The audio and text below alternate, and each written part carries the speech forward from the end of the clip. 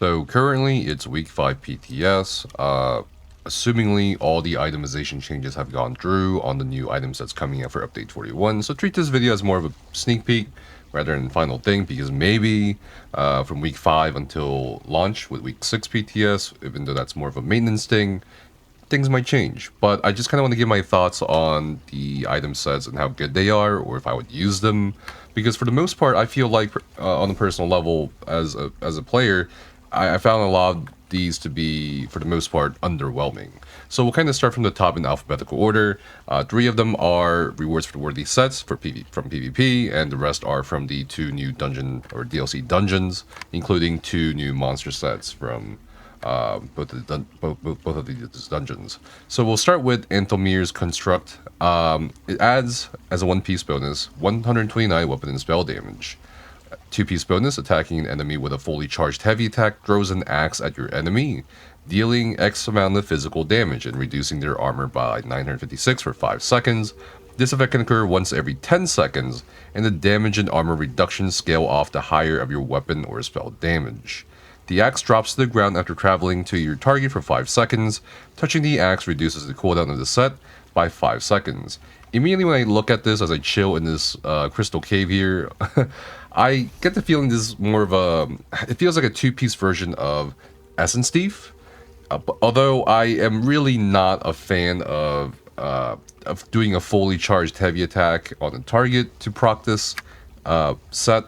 However, I can see this being potentially valuable for maybe boosting up the heavy attack builds that have kind of gone down after the Oaken Soul nerfs. So, what does this do?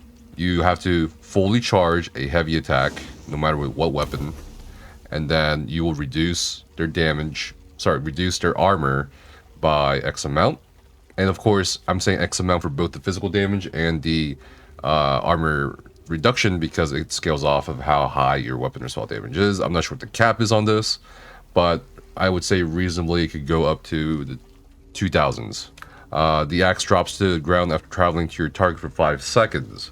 So, I think, in a way, at least for PvE, you can use this for a lot of boss encounters, a lot of trial fights. If you're a heavy attack build, you're going to be on the target for the most part anyway. I feel like this is kind of saying, if you want to be a range build, you can be. You just need to go up to the target and pick up that axe, which reduces the cooldown of your set by 5 seconds.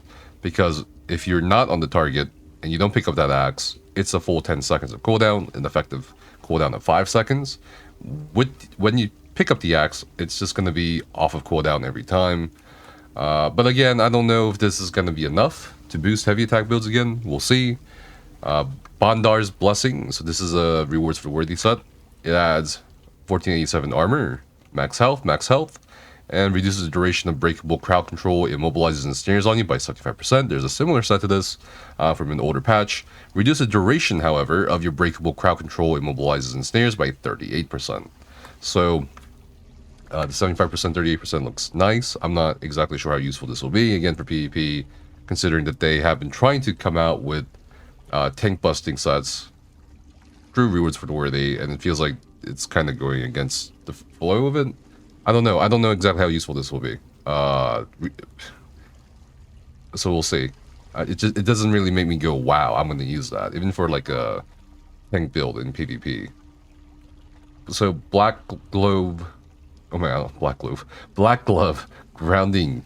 So this is a 4% healing taken, max health. After taking direct damage 3 times within 5 seconds, you create a 5-meter area for 10 seconds that grants grounding to you and group members, reducing the cost of roll dodging by 20% and increasing block mitigation by 12% for 15 seconds.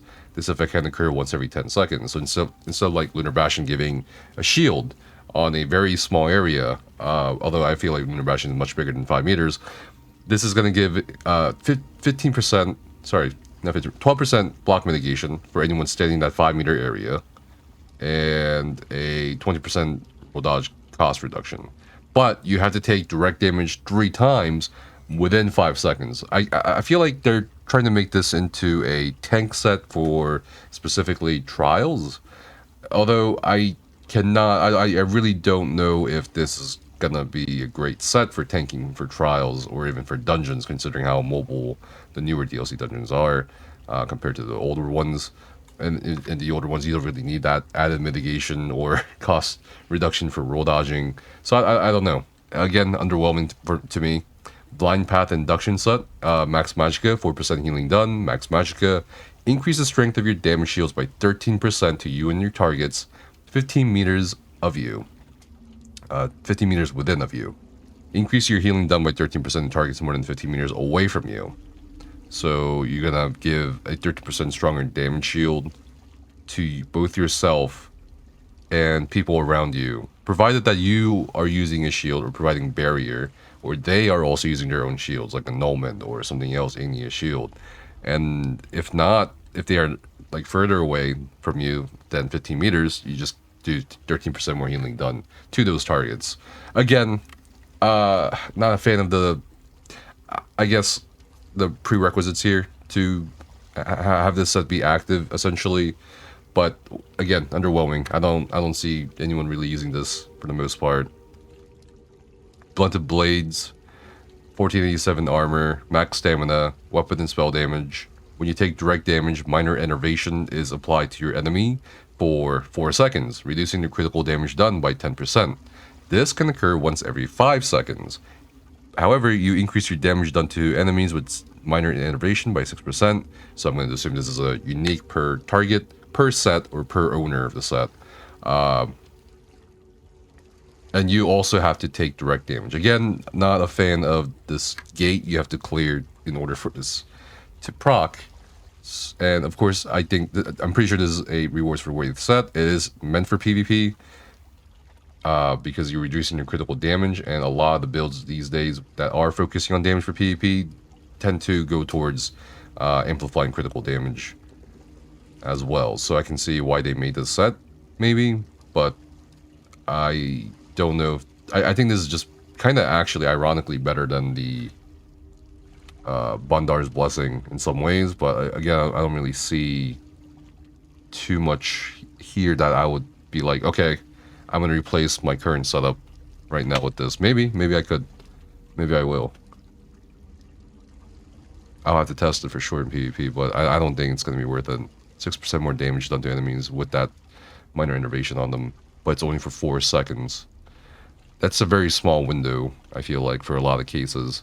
Alright, Cinders of Anom Mir, offensive penetration. Weapon and spell damage, weapon and spell damage. On dealing damage, summon a Cinder Moth that chases your target without mercy for 8 seconds. If your target is slain before the moth reaches its goal, it seeks a new target within 8 meters, which delays the duration.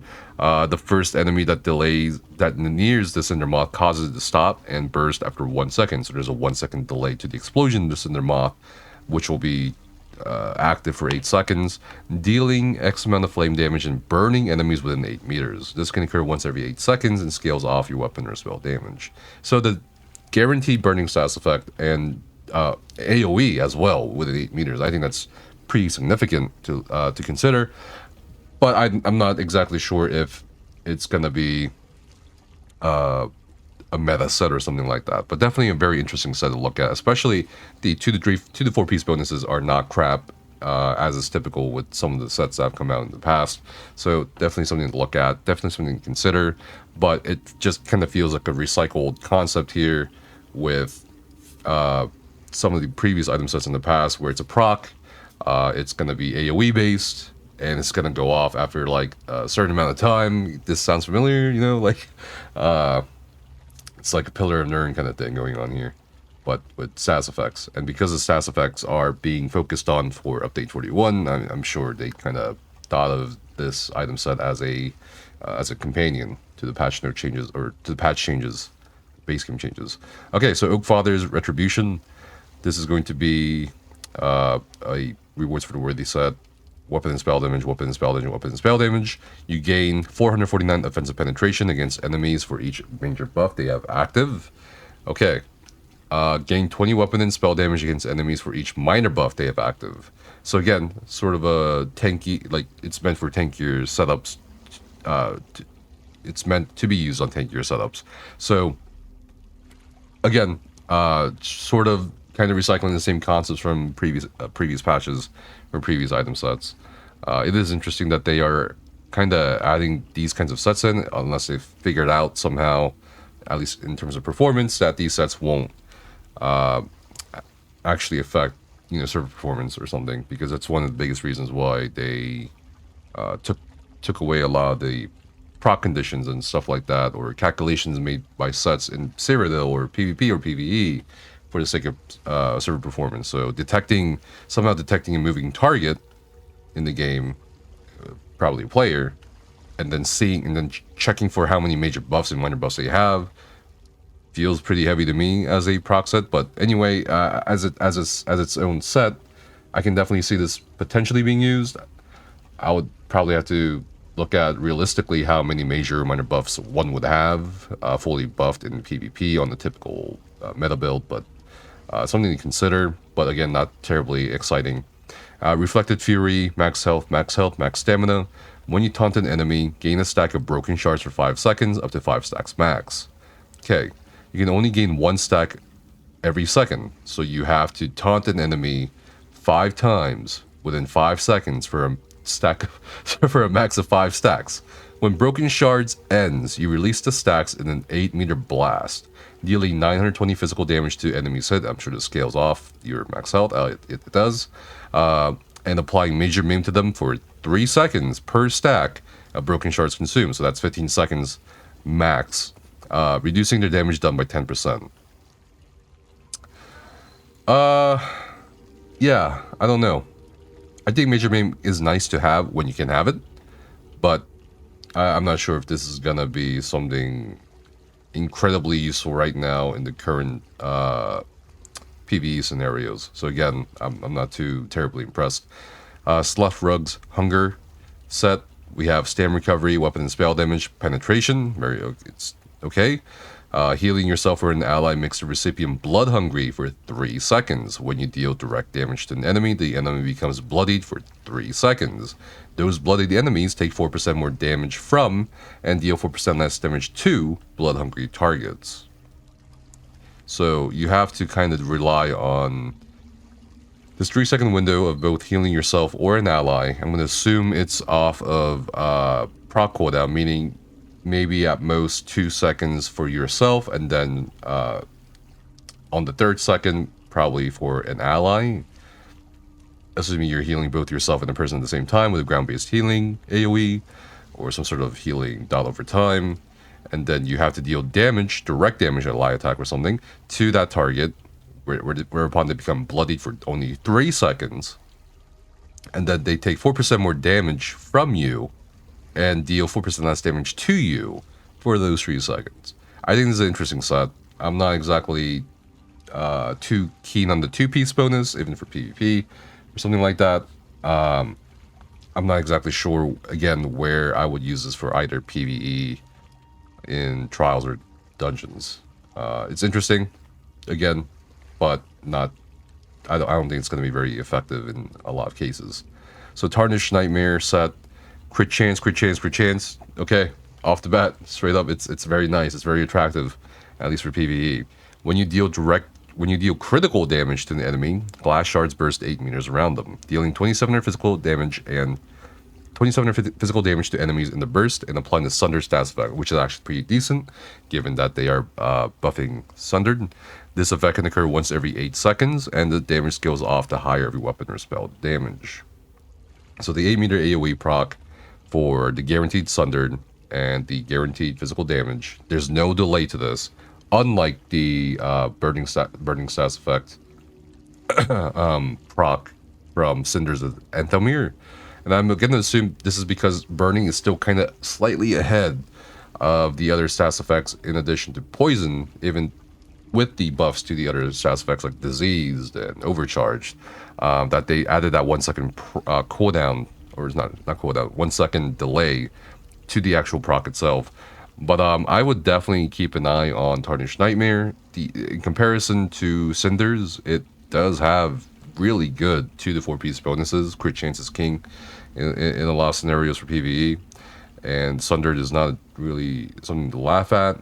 and the physical damage without a delay is nice, and it can occur once every 8 seconds. So something to definitely consider.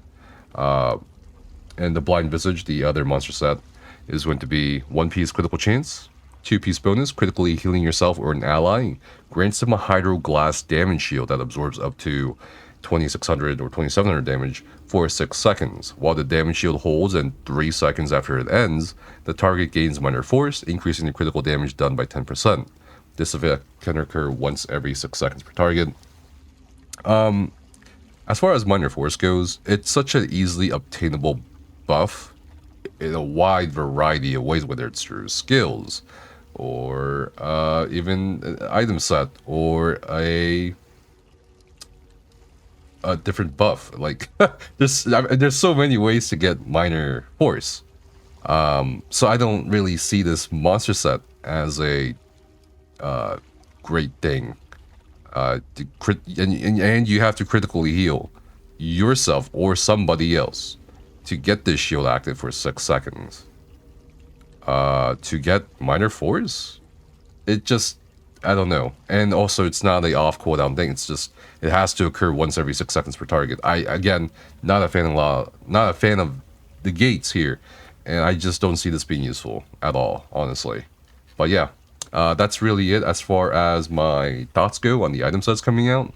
There's a couple or few sets to keep an eye on for potential builds or optimizing certain things, but that's really it.